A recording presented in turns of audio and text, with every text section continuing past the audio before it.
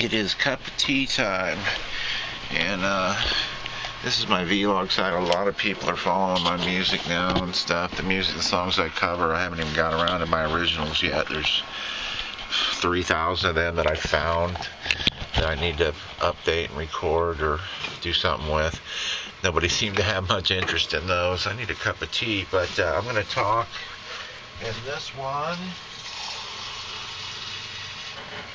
You know, I try not to make them long and rambling or resentful. Resent the logs.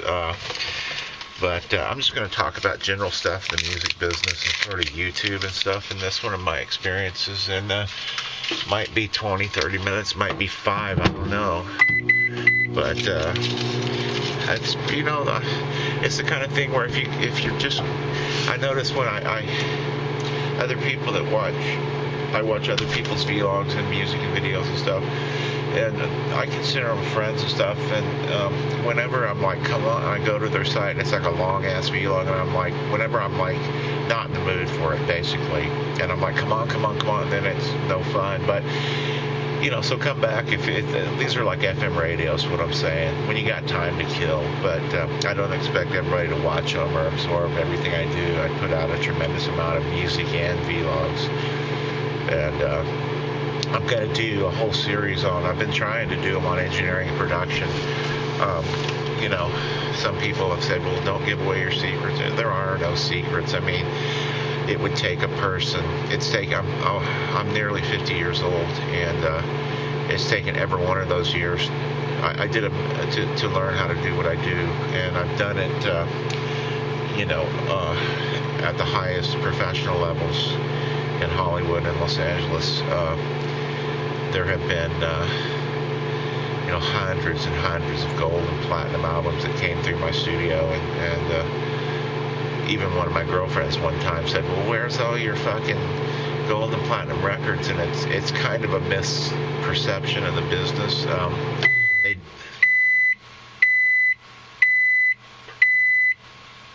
My tea. It's just another job. Mainly I was a mix and mastering engineer, and it's just another job. And you know, it kind of seems like somebody would come in, like, especially doing compilations. I could rack up 22. I think that was the most in one day. Single cuts off gold and platinum albums, or singles that were gold or platinum, and compiled them. I think that was for XXX Records. I had, you know, Hollywood Records at Disney, all kinds of companies. It was a kind of like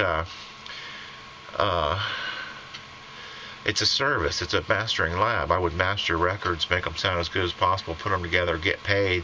They would send couriers over with, and mastering engineers, I still don't think get Grammys or anything. Bob Ludwig deserves one. He's great, you know. But it's sort of a utilitarian job. I mean, they don't send you over... It's a job, and they don't send you over, nobody comes in, and nobody that day that I did, I think 22 or 27 gold records on a double CD. Nobody came in and presented me with a plaque or anything. It was like, here's our product, here's your money, our runner, you know, a runner came back and forth. I already knew the owner of Peter, who owns XXX Records. Jane's Addiction was in that batch. And the UK subs, the Dickies on that day. For some reason I remember that day, but it's one day that, anyway, nobody comes in and presents a job. Nobody comes in and says, you have, you know, here's a goal. It doesn't work that way. It's just like any other factory job, kind of, except, you know, it's kind of cool. But, yeah, I had a girlfriend one time who really didn't understand how things work, and that it's, you know, she was like, well, where's all your records? And I was like, you know, just shut up. Bizz, you know. So YouTube, you know, it's an interesting thing. I mean, look, I'm 49 years old. I'm doing classic cover tunes right now, and I'm realistic about stuff. I mean, and I you know, also I've developed bands for major labels, several of them for years, you know, consistently. And I've been in on the marketing, and I was a development producer, and there again, a lot of times I would develop a band, help them get a sound, not giving them a sound sometimes, but usually, almost always with me, trying to bring out what's great about these guys and keep it real, and then that would be handed off usually after I would get a great, 4 to 8 song demo. That would be handed off to like some kind of someone like that, a mega producer with a name. Everything is it's a business, is what people need to understand. The music business, and so there's a lot of stuff there. I mean, but so anyway, here's what's going on. I mean, for me, there's a huge untapped market, I think, I would actually listen to someone like me who does an excellent job. And there's some of my songs and videos, probably, 10 or 11 of them out of, now I've done like 120 in 10 months. 10 or 11 of them are just totally professional in sound and video, beyond reproach, and, that is what it is, and that's great, but if there were somebody like me, and I'm also a professional, and I chuckle when I see a thumbs down on something that's obviously, amazingly well done in every way. It just reminds me that that there are, the human race has always had complete fucking assholes and douchebags in it, and that seems to be a continuing trend. Doesn't bother me. That's the one thing I've outgrown. It's a given. When you post anything, good or bad, it's going to have thumbs down, just because. A lot of people want everything you have and don't want to do any work to get it. And the other kind of thought on that is, and if they can't have it, then they're going to make goddamn sure that you don't get it. That's human nature. I laugh so hard. It seems the ones that people respond to and post like, this is fucking incredible,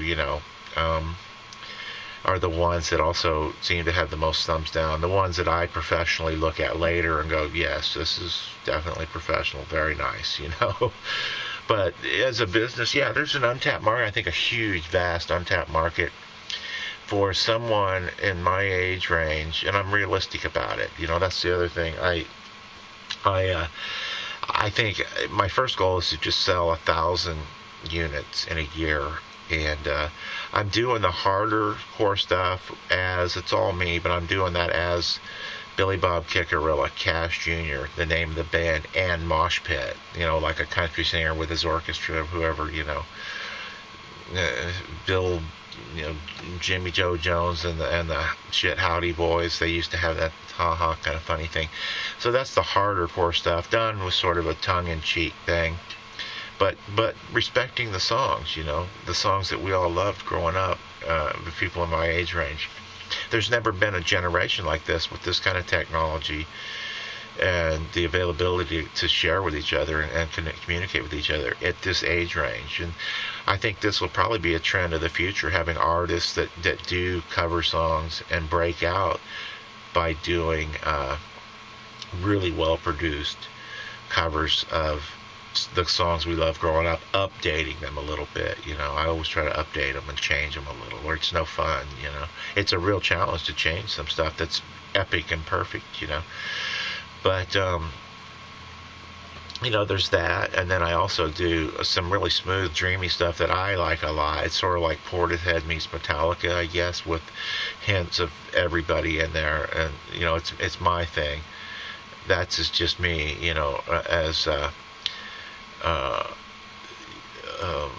as Eric Clayton heard. And then also on the just Billy Bob Kickarilla stuff, it's sort of not with Mosh Pit.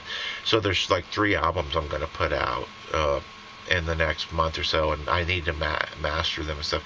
That's the other thing. Somebody asked me about a vocal sound I got and stuff, and I'm a lifelong engineer, and like I said, I've worked at the highest level, so I can tell. That's the other thing. I can tell you everything I do and still dialing that in. And there must be on that song. It's an AC/DC song. On all my mixes, there's 18 hours at least, if not 36, 2 to 3 days that go into those mixes. And sometimes as little as 12 hours, but not usually. And there must be literally 3 to 5,000 knob settings that are absolutely, every single one of them is essential, or it wouldn't sound like it does. So I can tell the secrets all day long, but dialing it in is another issue. But I'll help anybody that wants help getting things dialed in. And that's what they call it in the business. Is you got that dialed in yet? It's like, dude, leave me alone. So yeah, I'm coming in some money. My dad, I think it was my dad, had some mineral rights. It's not much money. It's like I think it's less than $2,000. I haven't even looked. I didn't even really care. Don't really care. But I'm going to use that to buy all the licenses and stuff I need to sell albums and stuff. And because I get requests all the time, almost every day, where can I buy your music? So I'd like to sell 1,000 copies in a year. I think there's a market for every single thing that goes on YouTube.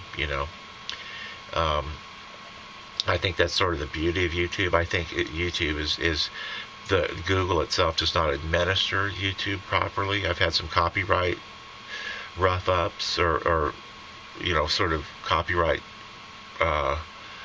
brushes with artists' songs. One in particular who and YouTube doesn't adhere to the rules. They told me Universal Music Group would have to sue me because I challenged one and gave my full name and address. I prepared a fair use and copyright case that would sort of update the copyright laws to match these times. I'm kind of hoarse. I've been doing a lot of singing of hard rock stuff. And anyway, I would be more than happy to go to court. But so the bottom line is I challenged Universal Music Group 3 times. They kept coming back. Anybody can challenge anything repeatedly until you get tired of them challenging it. So I said, Universal Music Group, sue me. Here's the deal, YouTube says. If they don't sue you, we won't take this down. After challenging and get to another level of challenge. Anyway, bottom line is YouTube, their word means shit. I mean, let's face it, it's a money-hungry Goliath that will soon be broken up, and it'll have to be. China won't let them operate there. But so, yeah, it's the kind of thing where I have pink eye coming on. So it seems like in both eyes. When I was a kid, I lost like a good 30% of my vision in one eye because of pink eye. It doesn't go away. It's really have it really bad. It hurts. I was wondering what cavemen must have died from it or lost their eyes or some shit. Because without antibiotics, it doesn't go away. But hopefully that'll be all right. That and teeth. They found a lot of cavemen with like infected abscessed teeth that caused encephalitis or whatever. But I digress. So anyway, yeah. I said, Universal Music Group, please fucking sue me or shut up. Because they took one thing down 4 times, and I said, nope, I have a license. Not only that, you guys, this is fair use. It's not like I copied a song and posted it. I covered a song, have a license. It's all bullshit. Anyway, YouTube said, Universal Music Group must sue you or we won't take this down. Well, they took it down yesterday. I actually got a 3-word or a 5-word letter from somebody at YouTube that wasn't auto-generated that said, something like, this is the way it is or something, it's just bullshit. They're out to cover their own ass and make as much fucking money as they can, just like everybody else. It's life. That's how life works, if you don't know yet. People pretty much do whatever bullshit they can pull to make as much fucking money as they can, and really, caring about each other is sort of not all that important. That's just the facts of life. It sounds dark, but that's the way shit works in the real world. I'm aware of that, I try to care about people, but we can all only care about each other so much, and then we have to eat ourselves, so it's understandable. That's just the way, grown-ups play in the adult world. But as far as YouTube and hits, my site, by the way, as far as hits, subscribers per hit, I have, out of 1 billion YouTube users approximately, I have one of the highest, like in the top 100 of all of YouTube, out of 1 billion of people who hit a site and subscribe to it. I'm like in the top 100, my Billy Bob Kickarilla Cash Jr. site. So that's cool. That tells me there's a market for this. All the stats tell me that's wide open. That and the letters of, thousands and thousands of letters, and 22 people a day on average subscribe to me. So I don't even know how many. It's crazy, but it's a lot, anymore. I think it's 3,000 or 4,000 subscribers in the first 100,000 hits. And the other, I have not even a guy just I'm aware of, who I like a lot. He gives guitar lessons. There's 2 people on the internet that he gives guitar lessons, really good. I've used him to look at something. I don't even have to take the lesson, and just watch it and go, oh yeah, that's how that's played, thanks, bye, with him. And he's a good guy, good player. He's got 1.7 million hits, less than 7,000 subscribers. When at this current rate, when my site gets to 1 million, I will have 40,000 subscribers. And this rate has been pretty much the same rate of views and subscriptions and other stats since 10 months ago when I started, or now the official launch of the site was July 3rd, so July, August, December. Coming up on 7 months. And been doing the music for 10 now. But it's a product that I really, I think there's a huge untapped market for high quality, updated cover tunes. And, the other thing, anyway, about this guy on the internet, there's 2 people, him and another woman I know, who followed my other music site and just was a fanatical, cool fan, she does nail art. And anyway, she has 15, last time I looked, a year ago it was 1 million, that's just 15 million views. Well, here's the thing on that. And she wrote me, we used to exchange emails, she wrote me and said, any business that trades on, I'm in a lot of pain these days. I have a weird neurological disease. That's why I'm in this position I'm in. I'm fighting real hard to get out of it. Or, not even that, just make some kind of a statement. What that is, I'm not 100% sure myself. I'm just seeing what I can do, what I'm capable of, in all ways. But, so, anyway, she said any business that trades on other people's narcissism will always be successful. And that's one thing. The beard's new to me. Started growing the beard the day I started doing this. And that's so true, because in my studio business, I learned that. It's a lot of it is just wide open dreams with no basis, and you're sort of selling dreams. And with her, it's of course women want their nails to look good for some reason. I don't really follow that all that much, but she does a good job. And it's not about her art, it's about women. People want to, they want to get a free service and look great. They could give 2 shits about her. And it's kind of the same with the guy who gives guitar lessons. It's fantastic, but it doesn't really show anything other than they're both doing some marketing, because you don't just put something on YouTube and get it watched at all. But also, they're selling dreams, which is great. That's fine. If you can make a profit at selling dreams, it's like casino, People are, paying cold hard cash for dreams. It's the kind of thing where, but that's different. That's different than somebody re-envisioning music and doing art like I'm doing. And so I don't have 1 million hits. I'm coming up on 100,000. It's 80 or 90,000 now. And in the first, like I said, 6 months. And so, but I see that, and the thing is, with the guitar lesson thing, it shows how many people want to do music, want to learn it, and it's kind of discouraging, because in the business, I need to take these aspirin.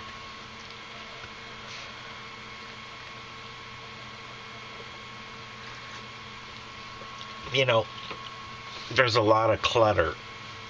As Trent Reznor said, when he cruises the internet, he said that there's just so much clutter nowadays. And that's true. Most of them, my professional opinion is,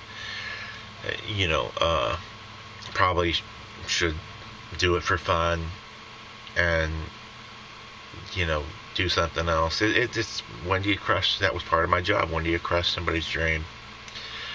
But or when do you be honest, or when do you do anything in that regard? But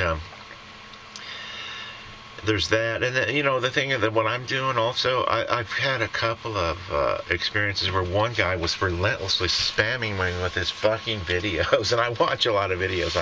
I enjoy it, But this guy,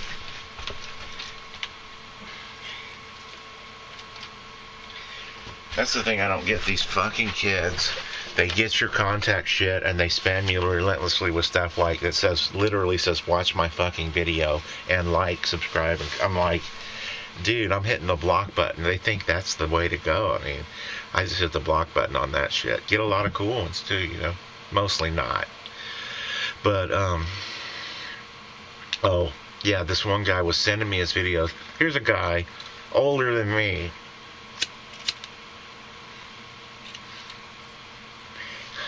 Now, dressed in age inappropriate, like in a big rapper outfit with gold chains, kind of disturbing looking, with just full-on home color videos, doing the shittiest productions of music and video I'd ever seen, and he kind of gravitated to me because I'm around his age and doing music.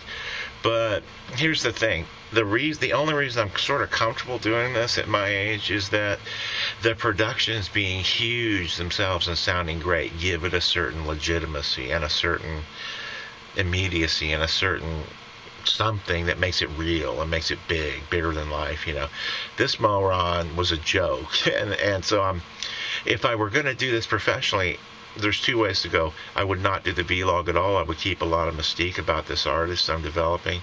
And, Trent Reznor again. And if you notice in his career, I refer to him because he's really good at marketing. He's really good at targeting. He's good at all the shit.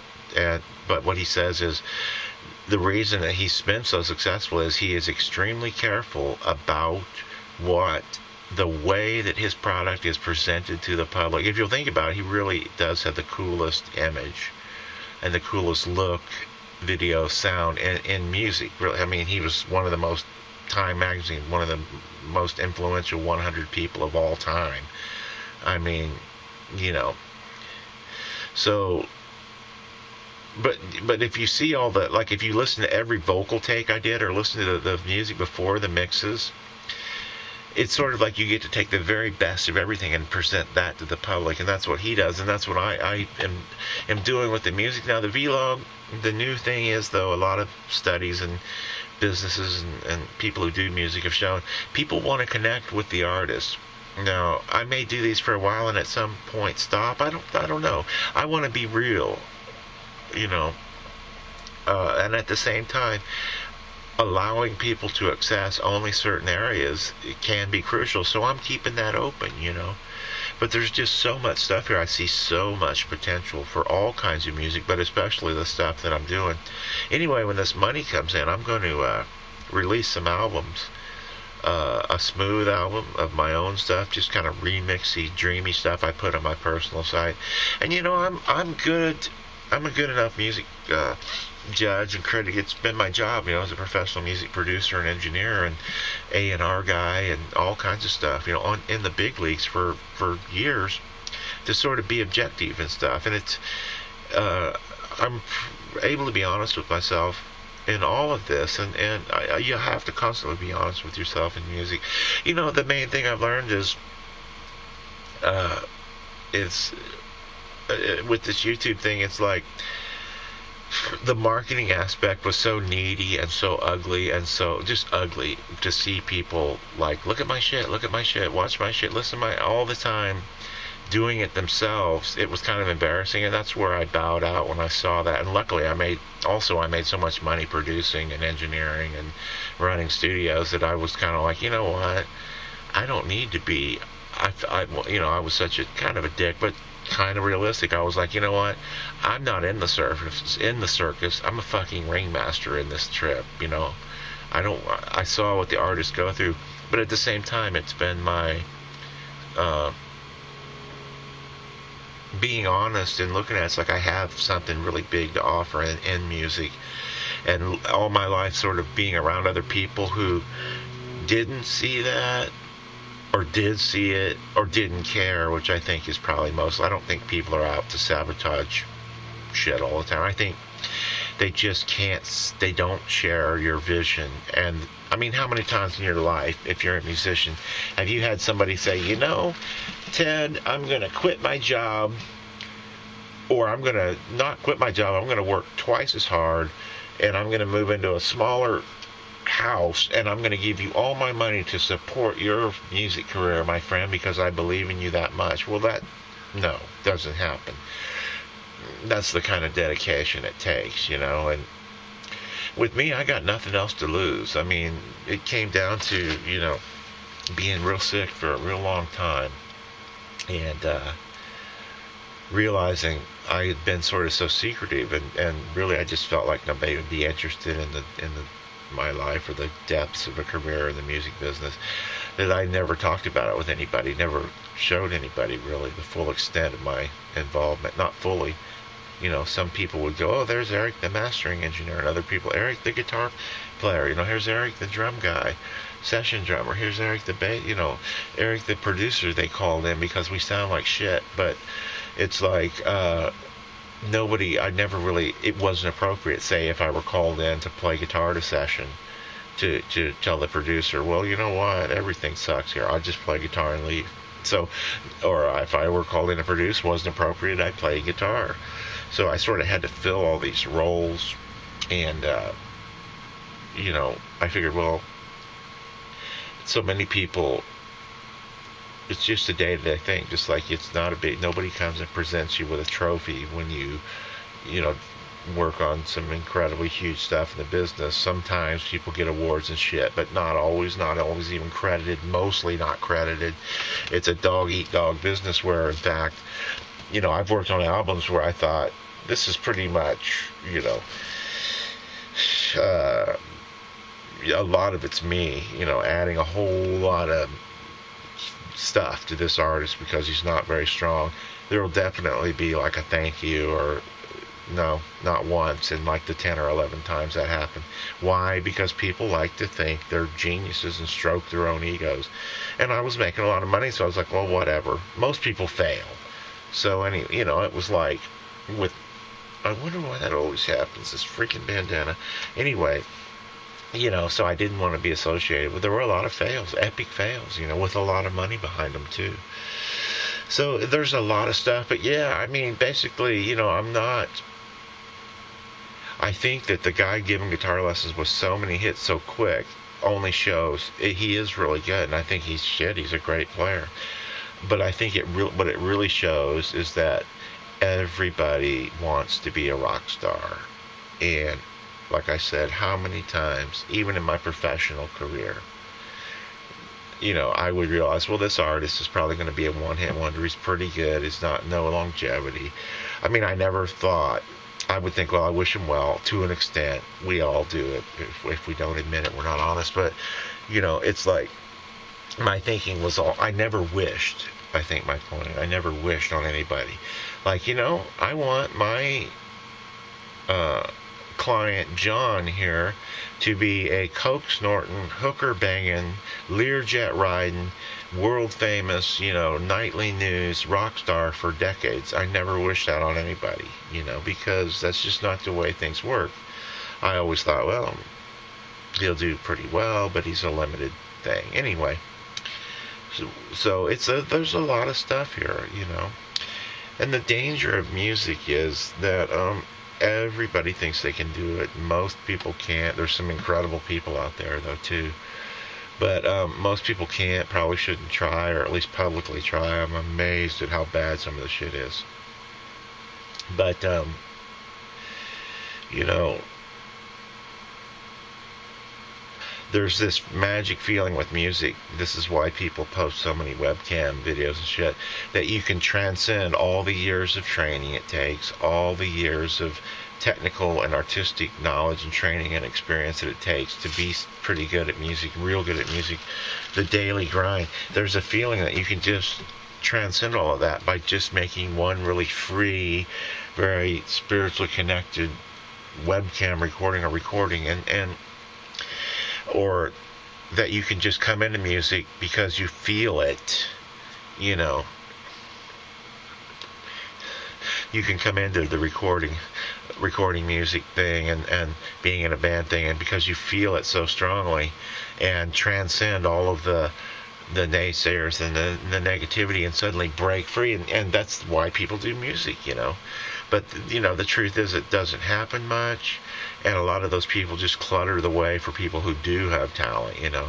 Because I've been in the position of developing people, and it's like, for every truly talented person, it's like, you got to walk them through a maze to get anywhere, and have a lot of money behind it.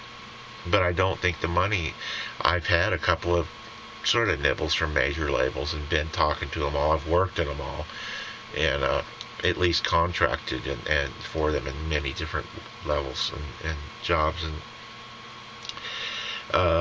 I told one of the reps, I said, you know, I'm not going to need a label. Give me a couple of years. It's not like a huge launch like we would do, but I think I'll be able to do really well without a label. I mean, Metallica was the first band to sell 1 million albums without label support, and that broke